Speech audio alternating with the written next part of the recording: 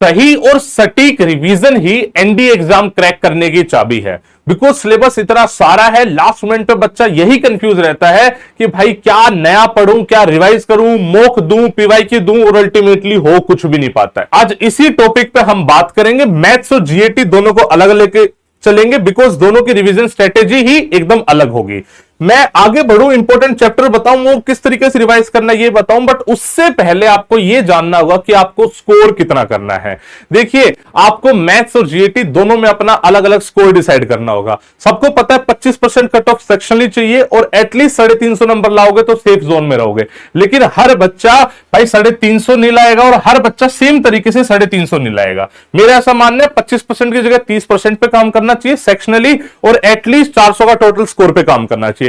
कैसे कर सकते हैं उस पर मैं बताऊंगा, बट उससे पहले अगर आपको नहीं पता है तो मैं बता दूं कि LWS ऐप पे एकदम फ्री ऑफ कॉस्ट हमने बैच लॉन्च करा है, विजया बैच, जो कि टारगेट करता है एनडीए 2025। तभी तक उसकी वैलिडिटी है।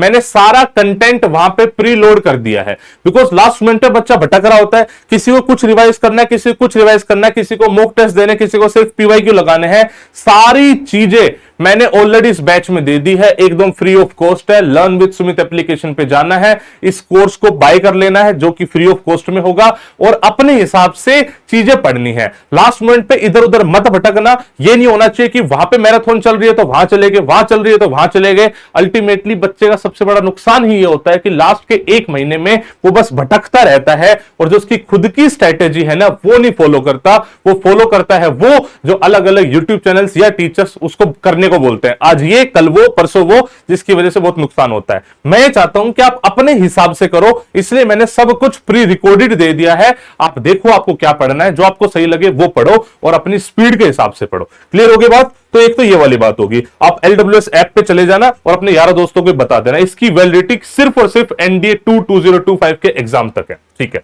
अब देखो मैथमेटिक्स की बात करते हैं। मैथमेटिक्स में क्वेश्चन आते हैं 120। अब 120 के 120 का सिलेबस कर पाना कंपैरेटिवली मुश्किल है। आपको सबसे पहले सेक्शनली ये देखना पड़ेगा कि भाई साहब कौन कौन से मेरे स्ट्रेंथन एरिया है, और मैं एटलीस्ट जो मेरा 30% स्कोर है, यानी 90 मार्क्स या 100 पकड़ लो, 100 नंबर में किस में ला सकता हूं।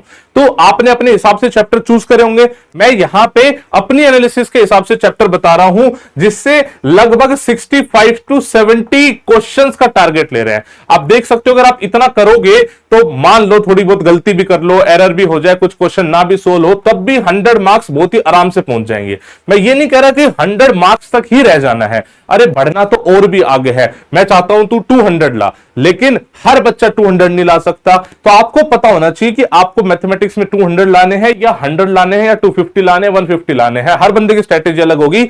मैं ये बता रहा हूं मिनिमम इतना कर लियो ताकि 100 आ सके, बिकॉज उससे नीचे आएंगे तो पेपर पास ही नहीं होगा। मैंने अपने एनालिसिस से ये देखा, क्वाड्रेटिक इक्वेशन कॉम्प्लेक्स नंबर से मिलाकर 8 से 10 क्वेश्चन आते हैं। सेट, प्रोबेबिलिटी, पीएनसी, स्टैट्स, ये पूरी एक यूनिट मानता हूं मैं, इससे 25 से 30 क्वेश्चन आ जाते हैं। ट्रिग्नोमेट्री से देखो क्वेश्चन काफी आते हैं, लेकिन जितने क्वेश्चन आते हैं भाई 20 के आसपास क्वेश्चन आते हैं मान लो, उसमें से अप्रोक्सीमेटली आधे क्वेश्चन तो ट्रिग्नोमेट्री, रेशियो एंड आइडेंटिटी से आ जाते हैं। तो कम से कम ये वाला चैप्टर तो जरूर करना है। मैट्रिक्स डिटरमिनेंट एक ऐसा चैप्टर है जो किसी को नहीं छोड़ना, किसी की मैथ वीक है, स्ट्रॉन्ग है, फर्क नहीं पड़ रहा, इसको करना जरूर है। Function plus limit plus AOD, बच्चा कैलकुलस से बहुत डरता है। मैं कह रहा हूं पूरी कैलकुलस छोड़ो, सिर्फ इतना पढ़ लो, तब भी 14 से 20 क्वेश्चन आ गए, 50% ऑफ मार्क्स तो हो ही गए कैलकुलस में। स्ट्रेट लाइन पढ़ लोगे तो 5 से 7 आ जाएंगे, सिर्फ वेक्टर पढ़ लोगे तो 5 से 7 आ जाएंगे। आप अपने हिसाब से देखना है, ये मैंने अपने एनालिसिस दी है, आप इसमें ओवर एड ऑन कर सकते हो। आप देख सकते हो कि आपको कौन सा चैप्टर इसमें से हटाना है, कौन सा आपको इन करना है। बेसिक पर्पसेस एटलीस्ट 100 मार्क्स का आपका टारगेट होना चाहिए, और आपका 200 या उससे ज्यादा या बीच का जो भी है तो एटलीस्ट ये कर लो और फिर उसके बाद जाना। और सिर्फ इतना करने से काम नहीं चलेगा, बिकॉज जीएटी भी बचा हुआ है। जीएटी में मेरा फोकस स्टार्टिंग से रहा है बच्चे की हो सके तो कंप्लीट सिलेबस पढ़ो, बिकॉज जीएटी का पेपर यूपीएससी इस हिसाब से सेट करता है कि किसी पोर्शन को इजी और किसी को टफ बनाता है। जैसे अभी नॉर्मली हिस्ट्री बड़ी टफ चल रही है, लेकिन ऐसा नहीं है कि हिस्ट्री हमेशा टफ चलेगी। ये नहीं कि चलो हिस्ट्री टफ चल रही है तो उसको छोड़ दो, एक काम करते हैं ज्योग्राफी पढ़ जाते हैं, कल को ज्योग्राफी टफ बना दी तो सही रास्ता तो यह है कि आप सारा सिलेबस पढ़ लो। लेकिन इसमें मैंने फिल्टर लगा दिया कि एटलीस्ट ये जरूर पढ़ना है, रिवीजन के टाइम पे इनको रिवाइज जरूर करना है। चाहे इतना बड़ा सिलेबस पूरा रिवाइज रिवाइज ना कर पाओ, आपने पढ़ा हो पहले, लेकिन इन चैप्टर्स को जरूर रिवाइज करना है, बिकॉज यहां से क्वेश्चन आने के चांसेस ज्यादा रहते हैं। सबसे इंपॉर्टेंट साइंस, मैं हमेशा बोलता हूं साइंस बोरिंग है लेकिन स्कोरिंग है। Science should be the first priority in GAT. Science से भी तीनों को डिवाइड करा, फिजिक्स में optics, sound, motion, thermo, time मिले तो इलेक्ट्रोमैग्नेटिज्म भी कर लेना। केमिस्ट्री की बात करें तो basic chemistry, acid base salt, carbon, important compound. Bio की बात करें तो cell, tissue, human body, disease. उसका ऑर्डर भी ऐसे करना, सबसे पहले फिजिक्स करना, फिर केमिस्ट्री करना, फिर बायोलॉजी करना। और जब ये कर लो तो मेरे हिसाब से आपको जीके पे जाना चाहिए, बिकॉज जीके में है क्या, चाहे मैं कितना भी फिल्टर आउट कर दूं, उसके बाद भी क्वेश्चन प्रिडिक्ट कर पाना कंपैरेटिवली मुश्किल है, साइंस में आसान होता है। तो अगर मैं जीके की बात करूं तो उससे फिजिकल ज्योग्राफी सबसे पहले लेता हूं। इनफैक्ट ज्योग्राफी से पूरा मिला के 20 से 25 क्वेश्चन आते हैं, ज्योग्राफी सबसे इंपॉर्टेंट बन जाता है। तो अगर टाइम कम है तो सिर्फ ज्योग्राफी रिवाइज करना। तो इसमें भी आप origin of earth, earth and system, interior of earth and rock, cyclone and atmosphere, ocean current, time बचे तो क्लाइमेट के बेसिक्स। इंडियन ज्योग्राफी की बात करें तो reverse and dams, soil and vegetation, climate, Indian climate basically monsoon, mountain passes, agriculture and current affairs. जब geography हो जाए तो मूव करना हिस्ट्री पे। हिस्ट्री बहुत बड़ा सब्जेक्ट है, बस उसमें से आपको सिर्फ इतना ही पढ़ना है, Indus valley civilization, Jainism, Buddhism, ये मिलके एंशिएंट पूरी होगी।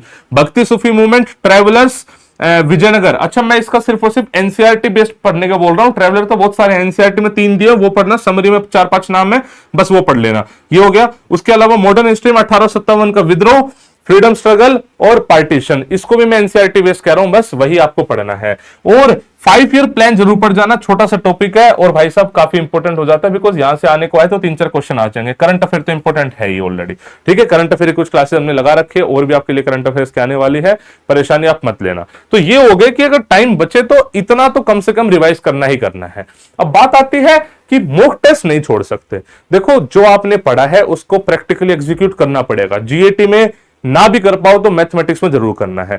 टाइम कम बचे तो जीएटी के मॉक टेस्ट 1-2 दे लेना, बट मैथमेटिक्स के एटलीस्ट 5-6 दे लेना, हो सके तो 10 दे लेना, बहुत ज्यादा फायदा रहेगा। और सिर्फ मॉक टेस्ट देकर नहीं, उसका एनालिसिस करना है। एनालिसिस से क्या मतलब है, जो आपने चैप्टर प्रिपेयर करे थे, क्या उनको आप सोल्व कर पा रहे हो, क्या उससे 10 क्वेश्चन आए तो 10 के 10 आप कर पाए हो, ये एनालाइज करना बहुत जरूरी है। आपने सोचा था मैंने 150 नंबर का सिलेबस पूरा कर लिया, बट उसमें से पेपर में आया कितना और आपके कितना स्कोर आए, आपकी जो अजम्पशन थी उससे आप कहां पे एग्जिस्ट कर रहे हो, तो ये बहुत जरूरी है भाई साहब। एनालिसिस बहुत इंपॉर्टेंट है, और मैंने free mock test LWS app में दे रखे हैं, विजय बैच का पार्ट भी बना रखे हैं, सब कुछ आपके लिए दे दिया है। बस चाहता ये हूं कि दिल जान लगा के मेहनत करके आप पढ़ लो और फिर एसएसबी के लिए आ जाओ। एसएसबी के लिए मैं बता दूं, आज की डेट में इंडिया में हाईएस्ट सिलेक्शन रेट हम क्लेम करते हैं। अभी जो अपना एनडी 155 की एसएसबी चल रही है ना, उसमें 115 अपने सिलेक्शन हो चुके हैं, और अभी काउंटिंग चल ही रही है, बिकॉज एसएसबी कुछ बैचेस की बची हुई है।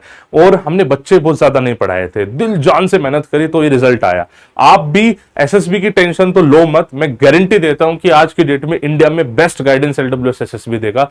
बस आप रिटर्न में मेहनत लगा के एक बार नैया पार करो, और फिर यहां पे हम मिलेंगे, जी जान से मेहनत करेंगे, रिकमेंडेशन दिलाएंगे और आपका सपना पूरा कराएंगे, ठीक है। और कोई डाउट हो, कोई परेशानी तो कमेंट सेक्शन में बताइएगा। I wish you all the best बच्चे। जय हिंद, जय भारत।